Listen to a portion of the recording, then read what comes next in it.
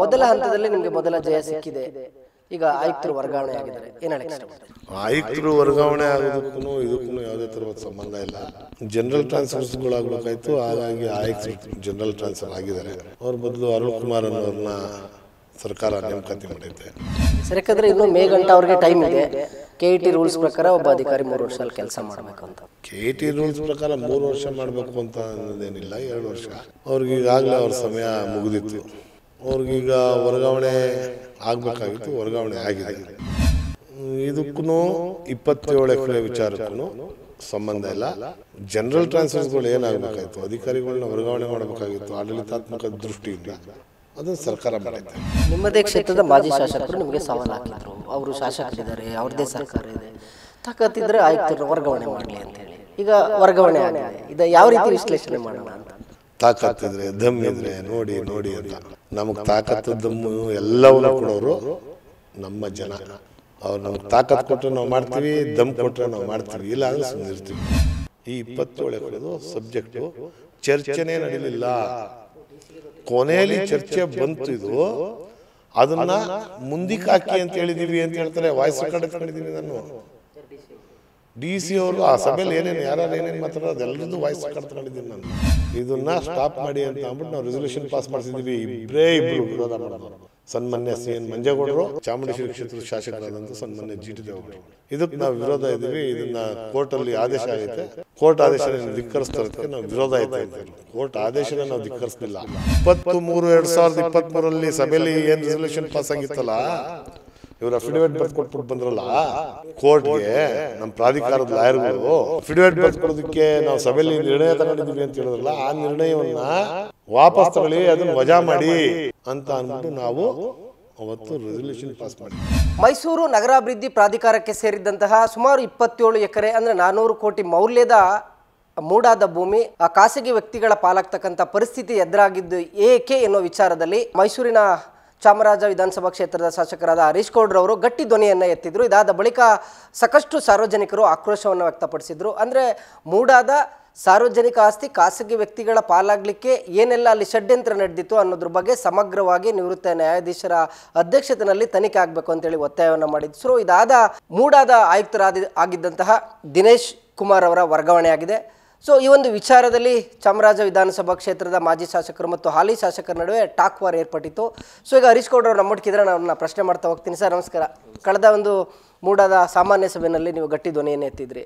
ಈ ವಿಚಾರದಲ್ಲಿ CM ಗಮನಕ್ಕೂ ತೊಗೊಂಡು ಹೋಗ್ತೀನಿ ಅಂತ ಹೇಳಿದ್ರಿ, CBIಗೂ ಕೊಡ್ತೀವಿ ಅಂತ ಹೇಳಿದ್ರಿ. ಸೊ ಈಗ ಅಲ್ಟಿಮೇಟ್ಲಿ ಮೊದಲ ಹಂತದಲ್ಲಿ ನಿಮಗೆ ಮೊದಲ ಜಯ ಸಿಕ್ಕಿದೆ. ಈಗ ಆಯುಕ್ತರು ವರ್ಗಾವಣೆ ಆಗಿದ್ದಾರೆ, ಏನು ಹೇಳಕ್ಕೆ ಇಷ್ಟಪಡ್ತೀನಿ? ಆಯುಕ್ತರು ವರ್ಗಾವಣೆ ಆಗೋದಕ್ಕೂ ಇದಕ್ಕೂ ಯಾವುದೇ ಥರದ ಸಂಬಂಧ ಇಲ್ಲ. ಜನರಲ್ ಟ್ರಾನ್ಸ್ಫರ್ಸ್ಗಳಾಗಬೇಕಾಯ್ತು, ಹಾಗಾಗಿ ಆಯುಕ್ತರು ಜನರಲ್ ಟ್ರಾನ್ಸ್ಫರ್ ಆಗಿದ್ದಾರೆ. ಅವ್ರ ಬದಲು ಅರುಳ್ ಕುಮಾರ್ ಅನ್ನೋರನ್ನ ಸರ್ಕಾರ ನೇಮಕಾತಿ ಮಾಡೈತೆ. ಈ ಏನು 27 ಎಕರೆ ವಿಚಾರ ಐತೆ ಅದೇ ಬೇರೆ ವಿಷಯ. ಆಯುಕ್ತರು ಇವತ್ತೇನು ಟ್ರಾನ್ಸ್ಫರ್ ಆಗಿದೆ ಅದೇ ಬೇರೆ ವಿಚಾರ ಅಂತ ಹೇಳ್ತೀನಿ ನಾನು. ಸರ್, ಯಾಕಂದರೆ ಇನ್ನೂ ಮೇ ಗಂಟ ಅವ್ರಿಗೆ ಟೈಮ್ ಇದೆ. KET ರೂಲ್ಸ್ ಪ್ರಕಾರ ಒಬ್ಬ ಅಧಿಕಾರಿ 3 ವರ್ಷ ಅಲ್ಲಿ ಕೆಲಸ ಮಾಡಬೇಕು ಅಂತ. KET ರೂಲ್ಸ್ ಪ್ರಕಾರ 3 ವರ್ಷ ಮಾಡಬೇಕು ಅಂತ ಅನ್ನೋದೇನಿಲ್ಲ, 2 ವರ್ಷ. ಅವ್ರಿಗೀಗಾಗಲೇ ಅವ್ರ ಸಮಯ ಮುಗಿದಿತ್ತು. ಅವ್ರಿಗೀಗ ವರ್ಗಾವಣೆ ಆಗಬೇಕಾಗಿತ್ತು, ವರ್ಗಾವಣೆ ಆಗಿದೆ. ಅರುಳ್ ಕುಮಾರ್ ಅಂತ ಅನ್ನೋ ಒಬ್ಬ ಅಧಿಕಾರಿನ ಅವ್ರ ಜಾಗಕ್ಕೆ ನೇಮಕಾತಿ ಮಾಡಿದ್ದಾರೆ. ಇವ್ರನ್ನ ಬೇರೆ ಕಡೆಗೆ ನೇಮಕಾತಿ ಮಾಡ್ತಾರೆ. ಇದಕ್ಕೂ 27 ಎಕರೆ ವಿಚಾರಕ್ಕೂ ಸಂಬಂಧ ಇಲ್ಲ. ಜನರಲ್ ಟ್ರಾನ್ಸ್ಫರ್ಸ್ಗಳು ಏನಾಗಬೇಕಾಯ್ತು, ಅಧಿಕಾರಿಗಳನ್ನ ವರ್ಗಾವಣೆ ಮಾಡಬೇಕಾಗಿತ್ತು ಆಡಳಿತಾತ್ಮಕ ದೃಷ್ಟಿಯಿಂದ, ಅದನ್ನು ಸರ್ಕಾರ ಮಾಡೈತೆ. ಯಾಕಂದರೆ ನಿಮ್ಮದೇ ಕ್ಷೇತ್ರದ ಮಾಜಿ ಶಾಸಕರು ನಿಮಗೆ ಸವಾಲು ಹಾಕಿದ್ರು, ಅವರು ಶಾಸಕರಿದ್ದಾರೆ, ಅವ್ರದ್ದೇ ಸರ್ಕಾರ ಇದೆ, ತಾಕತ್ತಿದ್ರೆ ಆಯುಕ್ತರನ್ನ ವರ್ಗಾವಣೆ ಮಾಡಲಿ ಅಂತೇಳಿ. ಈಗ ವರ್ಗಾವಣೆ ಆಗಿದೆ, ಇದು ಯಾವ ರೀತಿ ವಿಶ್ಲೇಷಣೆ ಮಾಡೋಣ ಅಂತ? ನೋಡ್ರಿ, ನನಗೆ ತಾಕತ್ತು ದಮ್ಮು ಇವೆಲ್ಲವೂ ಅವ್ರ ಪಾರ್ಟಿಯವ್ರಿಗೆ ಮಾತಾಡೋದು. ಬಸವರಾಜ ಬೊಮ್ಮಾಯಿ ಸಾಹೇಬರು ಹೇಳ್ತಿದ್ರು, ತಾಕತ್ತಿದ್ರೆ ದಮ್ ಇದ್ರೆ ನೋಡಿ ನೋಡಿ ಅಂತ. ನಮಗೆ ತಾಕತ್ತು ದಮ್ಮು ಎಲ್ಲವನ್ನೂ ಕೊಡೋರು ನಮ್ಮ ಜನ. ಅವ್ರು ನಮ್ಗೆ ತಾಕತ್ತು ಕೊಟ್ಟರೆ ನಾವು ಮಾಡ್ತೀವಿ, ದಮ್ ಕೊಟ್ಟರೆ ನಾವು ಮಾಡ್ತೀವಿ, ಇಲ್ಲ ಅಂದರೆ ಸುಮ್ಮನೆ ಇರ್ತೀವಿ ನಾವು. ತಾಕತ್ತು ದಮ್ಮು ಎಲ್ಲ ಜನ ಕೊಡ್ತಾರೆ. ಅದನ್ನು ನಾವು ಜನಗಳ ಸೇವೆಗೆ ಮೀಸಲಾಗಿಟ್ಟಿರ್ತೀವಿ ನಾವು. ಅದನ್ನು ಇನ್ಯಾವುದಕ್ಕೂ ನಾವು ಅದನ್ನು ತಾಕತ್ತು ದಮ್ಮು ಎಲ್ಲ ಉಪಯೋಗಿಸೋರಲ್ಲ ನಾವು. ಅವ್ರು ಇನ್ಯಾವುದಕ್ಕೆ ಉಪಯೋಗಿಸ್ತಾರೋ ನನಗೆ ಗೊತ್ತಿಲ್ಲ. ತಾಕತ್ತು ದಮ್ಮು ಅಂದರೆ ಏನು? 100% ಪ್ರೂವ್ ಆಗೈತೆ. ಏನು ಕಳೆದ ಸಭೆಯಲ್ಲಿ ಮೂಡಾದಲ್ಲಿ ಪ್ರಾಧಿಕಾರದಲ್ಲಿ ನಡೀತುವ ಸಭೆ ಅವ್ರಿಗೆ ಏನಾದ್ರೂ ನಾನು ನೋಡಿದೆ, ಯಾವುದೋ ಒಂದು 2-3 ಟಿ ವಿಗಳಲ್ಲಿ ಮಾತಾಡಿದ್ದನ್ನು. ಮಾಜಿ ನಗರಾಭಿವೃದ್ಧಿ ಪ್ರಾಧಿಕಾರದ ಅಧ್ಯಕ್ಷರು ಯಶಸ್ವಿನಿ ಸೋಮಶೇಖರ್ ಅವರು, ನಾನು ಏನೋ ಅವ್ರನ್ನ ಸೋಮಣ್ಣ ಅನ್ಬೇಕೋ ಇನ್ನೇನು ಅನ್ಬೇಕೋ ಗೊತ್ತಿಲ್ಲ ನನಗೆ, ಅವರು ಸೋಮಶೇಖರ್ ಅಂತಲೇ ನನ್ನನ್ನು ಅಂತ ಕೋಪ ಮಾಡ್ಕೊಬಿಟ್ಟವ್ರಂತೆ. ತುಂಬ ನೋವಾಗೋಗೈತಂತೆ ಅವ್ರಿಗೆ. ಟಿ ವಿಲಿ ಹೇಳ್ತಿದ್ರು ಅವ್ರದನ್ನ ಕೇಳ್ಬಿಟ್ಟು ನನಗೂ ಬೇಸರ ಆಯಿತು. ಸೋಮಣ್ಣವರೇ ಅಂತಲೇ ಮಾತಾಡ್ತೀನಿ, ಅವ್ರನ್ನ ಸಂಬೋಧಿಸ್ತೀನಿ ಇನ್ನು ಮುಂದಿನ ದಿನಗಳಲ್ಲಿ. ನಾನು ಈ ಪ್ರಶ್ನೆಗೆ ಮೊದಲು ಉತ್ತರ ಕೊಟ್ಬಿಡ್ತೀನಿ. ಮೊದಲು ಕೇಳಿದ ಪ್ರಶ್ನೆಗೆ, ಇವತ್ತೇನು 17 ಎಕರೆ ಆಗೈತೆ ಅದಕ್ಕೆ ನಾವು ರೆಸೊಲ್ಯೂಷನ್ ಪಾಸ್ ಮಾಡಿಸಿದ್ದೀವಿ. 23/2023 ನಡೀತಲ್ಲ ಸಭೆಯಲ್ಲಿ, ಅವರೆಲ್ಲ ರೆಸೊಲ್ಯೂಷನ್ ಪಾಸ್ ಮಾಡಿದ್ರಲ್ಲ. ಅವತ್ತು ನಗರಾಭಿವೃದ್ಧಿ ಪ್ರಾಧಿಕಾರದ ಅಧ್ಯಕ್ಷರಾಗಿದ್ದಂಥ ನಮ್ಮ ಯಶಸ್ವಿನಿ ಸೋಮಣ್ಣನವರು ಅಧ್ಯಕ್ಷತೆಯಲ್ಲಿ ನಡೆದಂಥ ಮೀಟಿಂಗ್ನಲ್ಲಿ ಏನು ರೆಸೊಲ್ಯೂಷನ್ ಪಾಸ್ ಮಾಡಿದ್ರಲ್ಲ, ಅದ್ರ ಸತ್ಯಾಸತ್ಯತೆಯೇ ನನಗೆ ಗೊತ್ತಿಲ್ಲ ಅಂತಾರೆ. ಅದು ಹೆಂಗೆ ಸೈನ್ ಮಾಡಿದ್ರು ಅನ್ನೋದು ನನಗೆ ಗೊತ್ತಾಯ್ತಲ್ಲ. ಇರ್ಬೋದು, ಇಲ್ಲ ಕಣ್ಣು ಮುಚ್ಕೊಂಡು ಸೈನ್ ಮಾಡಿದ್ರು, ಯಾವ ರೀತಿ ಸೈನ್ ಮಾಡಿದ್ರು. ಹಂಗಂದ್ರೆ ಅರ್ಥ ಏನು? ಒಬ್ಬ ಅಧ್ಯಕ್ಷ ಅದು ಸತ್ಯಾಸತ್ಯತೆ ನನಗೆ ತಿಳಿತಾ ಇಲ್ಲ, ಈಗಲೂ ನನಗೆ ಗೊತ್ತಿಲ್ಲ. ಅವ್ರಿಗೆ ತಾಕತ್ತಿದ್ರೆ ದಮ್ಮಿದ್ರೆ ಅದನ್ನು ನಿಲ್ಲಿಸ್ಲಿ, ಅದನ್ನು ಮತ್ತೆ ಪ್ರಾಧಿಕಾರಕ್ಕೆ ವಾಪಸ್ ಕೊಡಿಸ್ಲಿ, ನಾವು ಖುಷಿ ಪಡ್ತೀವಿ. ನನಗೆ ಅದ್ರ ಬಗ್ಗೆ ಏನು ವಿಚಾರಣೆ ಗೊತ್ತಿಲ್ಲ ಅಂತ ಅಂತಾರೆ ಒಬ್ಬ ಅಧ್ಯಕ್ಷರು. ಸರ್, ಅಂದರೆ ಈ ಪ್ರಕರಣದಲ್ಲಿ ನಿಮ್ಗೆ ಅನಿಸಿದೆ ಸರ್, ಯಾಕಂದರೆ ನಿಮಗೂ ಅನುಭವ ಇದೆ, ಮೂಡಾದಲ್ಲಿ ಏನೇನು ಆಗ್ತಿದೆ ಹೋಗ್ತಾ ಇದೆ ಅಂತೇಳಿ ತುಂಬ ಸುದೀರ್ಘವಾಗಿ 15 ವರ್ಷದಿಂದ ಅನುಭವ ಇದೆ. ಈ ಪ್ರಕರಣವನ್ನು ನೀವು ಗಂಭೀರವಾಗಿ ಕೈಗೆತ್ತಿಕೊಳ್ಳೋಕ್ಕಿಂತ ಮುಂಚೆ ಸೀರಿಯಸ್ ಆಗಿ ಒಂದು ಎಕ್ಸಸೈಸ್ ಅಂತೂ ಮಾಡಿರ್ತೀರ, ಡಾಕ್ಯುಮೆಂಟ್ ಕಲೆಕ್ಷನ್ ಮಾಡಿರ್ತೀರ. ನಿಮ್ಗೆ ಅನಿಸಿದೆ ಅಲ್ಲಿರ್ತಕ್ಕಂಥ ಎಲ್ಲರೂ ಕೂಡ ಪಾಲ್ದಾರ ಆಗಿದ್ದರು ಕಳೆದ ಸಭೆಯಲ್ಲಿ ಅಂತ? 23/2023 ಸಭೆ ನಡೀತದೆ. ಆ ಸಭೆಯಲ್ಲಿ ಇದಕ್ಕೆ ರೆಸೊಲ್ಯೂಷನ್ ಪಾಸ್ ಮಾಡ್ತಾರೆ. 9ನೇ ತಿಂಗಳು 9ನೇ ತಾರೀಕು 6ನೇ ತಿಂಗಳು 2023 ನಾನು ಮೊದಲನೇ ಸಭೆಗೆ ಹೋಗ್ತೀನಿ ಮೂಡಾಗೆ. ಅವ್ರು ಏನೇನೋ ಮಾತಾಡ್ತಾರೆ, ಅವ್ರಿಗೆ ಏನು ಮಾತಾಡ್ತಾ ಇದ್ದೀನಿ ಅನ್ನೋದು ಅವ್ರಿಗೆ ಅರ್ಥ ಆಯಿತು ಅರ್ಥ ಇಲ್ವೋ ಗೊತ್ತಿಲ್ಲ. ಇಷ್ಟು ದಿವಸ ಗೊತ್ತಿರಲಿಲ್ವಾ, ಇಷ್ಟು ದಿವಸ ಹಿಡಿಯೋಕ್ಕಾಯ್ತಿರ್ಲಿಲ್ವಾ, ಇಷ್ಟು ದಿವಸ ನೋಡಿರಲಿಲ್ವಾ, ಈಗ ಜ್ಞಾನೋದಯ ಆಯಿತಾ ಅಂತೇನೇನೋ ಹೇಳ್ತಾರೆ ಅವರು. ಅವ್ರಿಗೆ ಅಸಂಬದ್ಧವಾಗಿ ಏನೇನೋ ಮಾತಾಡೋರೆ, ಅದ್ರ ಬಗ್ಗೆ ನಾನು ಮಾತಾಡೋಕ್ಕೆ ಹೋಗಲ್ಲ. 9/6/2023 ನಡೆದಂಥ ಸಭೆಯಲ್ಲಿ ನಾವು ಹೋಗ್ತೀವಿ. ಅದು ಮೊದಲನೇ ಸಭೆ ನನಗೆ, ಪ್ರಾಧಿಕಾರದ ಸಭೆ. ನನ್ನ ಜೀವನದಲ್ಲಿ ಮೊದಲನೇ ಪ್ರಾಧಿಕಾರದ ಸದಸ್ಯನಾಗಿ ನಾನು ನನ್ನ ಜೀವನದಲ್ಲಿ ಮೊದಲನೇ ಸಭೆ ಅದು ನನಗೆ. ಪ್ರಾಧಿಕಾರದ ಸದಸ್ಯನಾಗಿ ಮೊದಲನೇ ಸಭೆಗೆ ಹೋಗ್ತೀನಿ ನಾನು. ಅವತ್ತು ರೆಕ್ಟಿಫಿಕೇಷನ್ ಕೇಳ್ತಾರೆ, ಸ್ಥಿತೀಕರಿಸ್ಬೇಕಾಗುತ್ತೆ. 23/2023 ಇಸ್ವಿಲಿ ನಡೆದಂಥ ಆ ದಿನಾಂಕದಂತ ನಡೆದಂಥ ಸಭೆಯನ್ನ ಸ್ಥಿರೀಕರಿಸ್ಬೇಕು. ಅದನ್ನು ಸ್ಥಿರೀಕರಿಸ್ಬೇಕಾದ್ರೆ 23/2023 ನಡೆದಂಥ ಸಭೆಯ ನಡವಳಿಕೆಗಳನ್ನು ಸ್ಥಿರೀಕರಿಸಲಾಗಿದೆ ಅಂತ ಕೇಳ್ತಾರೆ. ನಮಗೆ ಆ ಸಬ್ಜೆಕ್ಟಲ್ಲಿ ಏನೈತೆ ಏನು ಅಂತ ಏನೂ ಗೊತ್ತಿರಲ್ಲ. ನಾವು ಎಲ್ಲ ಹೊಸ ಪೂಜಾರಿ, ಆಯಿತು ಆಯಿತು ಆಯಿತು ಆಯಿತು ಅಂತ ಅಂದ್ವಿ ನಾವು. ಇನ್ನು ಮಿಕ್ಕದ್ದೆಲ್ಲರೂ ಇನ್ಕ್ಲೂಡಿಂಗ್ ತಿಮ್ಮಯ್ಯ ಸಾಹೇಬರು ನಮ್ಮ ಜಾತಸ್ಥರು ನಿಜ. ನನ್ನ ಪಕ್ಷದ ಒಂದೇ ಪಕ್ಷದಲ್ಲಿರೋರು, ಅದಕ್ಕಾಗಿ ನನ್ನ ಪರ ನಿಂತ್ಕೊಂಡಿರ್ಬಿಟ್ಟವ್ರೆ ಅಂತ ಹೇಳ್ತಾರೆ ಅವರು. ಹರೀಶ್ ಗೌಡರು ಅವರಿಬ್ರಿಗೂ ಜಾತಿ ಪ್ರೇಮ ಅಂತ ಹೇಳ್ತಾರೆ. ನನಗೂ ತಿಮ್ಮಯ್ಯ ಸಾಹೇಬರು ನಾವೆಲ್ಲ ಜಾತಿ ಪ್ರೇಮದಿಂದನೇ ಮಾಡಿದ್ದೀವಿ ಅಂದ್ಕೊಳ್ಳಿ. ತಿಮ್ಮಯ್ಯನವ್ರು ನನ್ನ ಪರ ನಿಂತ್ಕೊಬಿಟ್ರು ಜಾತಿ ಪ್ರೇಮದಿಂದ. ತಿಮ್ಮಯ್ಯನವ್ರು ಹೇಳ್ತಾರೆ, ಮತ್ತು ಈಗಿರುವಂಥ ಅಧ್ಯಕ್ಷರು ರಾಜೇಂದ್ರ DC ಅವರು ಇದ್ರಲ್ಲ, ಜಿಲ್ಲಾಧಿಕಾರಿಗಳು, ಅವರು ಈಗ ಅಧ್ಯಕ್ಷರು. ಮೂಡ ಚೇರ್ಮನ್ನ ಸರ್ಕಾರ ಆಯ್ಕೆ ಮಾಡೋರ್ಗು ಅವರೇ ಅಧ್ಯಕ್ಷರು. ಅವ್ರೂ ಹೇಳ್ತಾರೆ ಈ ವಿಚಾರ, ಈ 27 ಎಕರೆದು ಸಬ್ಜೆಕ್ಟು ಚರ್ಚೆನೇ ನಡೀಲಿಲ್ಲ. ಕೊನೆಯಲ್ಲಿ ಚರ್ಚೆ ಬಂತು. ಇದು ಅದನ್ನು ಮುಂದಕ್ಕೆ ಹಾಕಿ ಅಂತ ಹೇಳಿದ್ದೀವಿ ಅಂತ ಹೇಳ್ತಾರೆ. ವಾಯ್ಸ್ ರೆಕಾರ್ಡ್ ಎತ್ಕೊಂಡಿದ್ದೀನಿ ನಾನು. DC ಅವರು ಆ ಸಭೆಯಲ್ಲಿ ಯಾರು ಏನೇನು ಮಾತಾಡೋದು ಅದೆಲ್ಲರದ್ದು ವಾಯ್ಸ್ ರೆಕಾರ್ಡ್ ತಗೊಂಡಿದ್ದೀನಿ ನಾನು.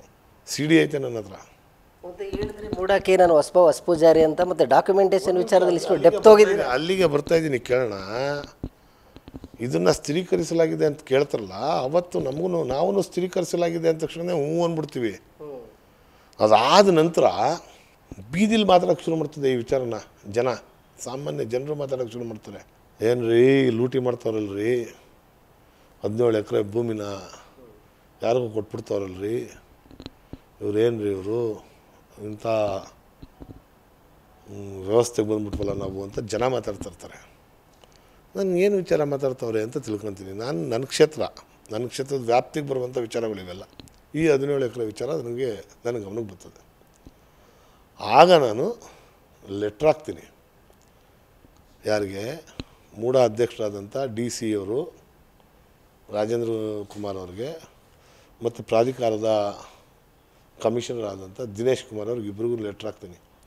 ಈ 17 ಎಕರೆದು ಸವಿಸ್ತರವಾದಂಥ ವಿಚಾರಗಳು ನನಗೆ ಬೇಕು ಅಂತ ಏನೇನು ಸಬ್ಜೆಕ್ಟ್ ಬೇಕೋ ಅದೆಲ್ಲವನ್ನೂ ಲೆಟ್ರಲ್ಲಿ ಕೊಡ್ತೀನಿ ನಾನು. ಅವರು ಕೊಡೋದಕ್ಕೆ ಡಿಲೇ ಮಾಡ್ತಾರೆ. ಅವಾಗ ನಾನೇ ಕಲೆಕ್ಟ್ ಮಾಡ್ಕೊತೀನಿ.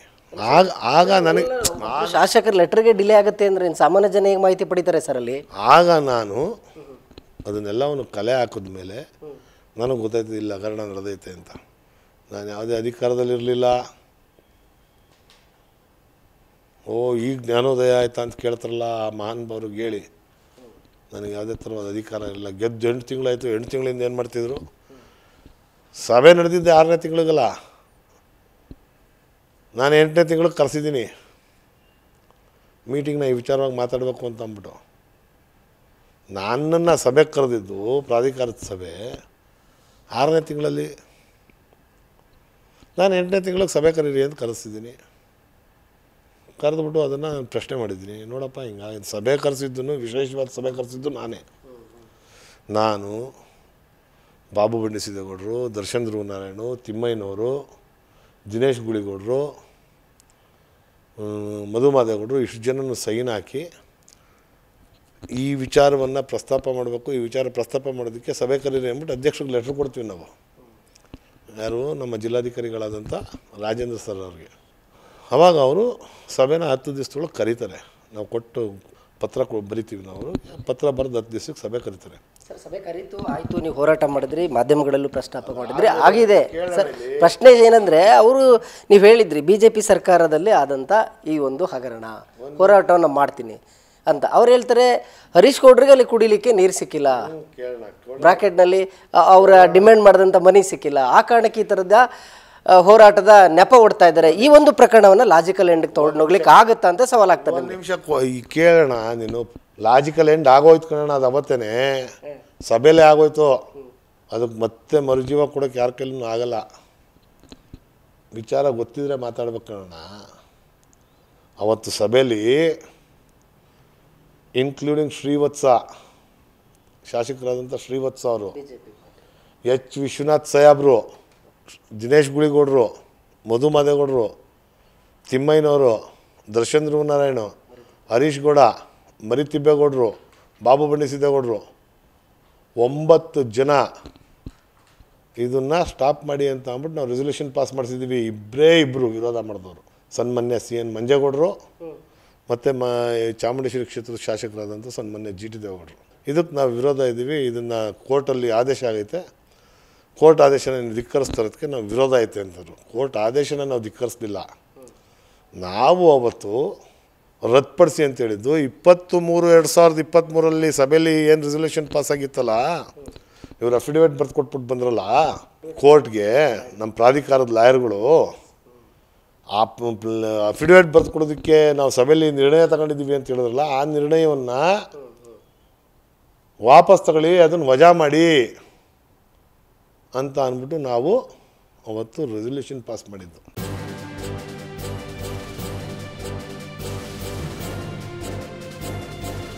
ಇದು ಮಾನವೀಯ ಸಂದೇಶದ ಜನವಾಹಿನಿ.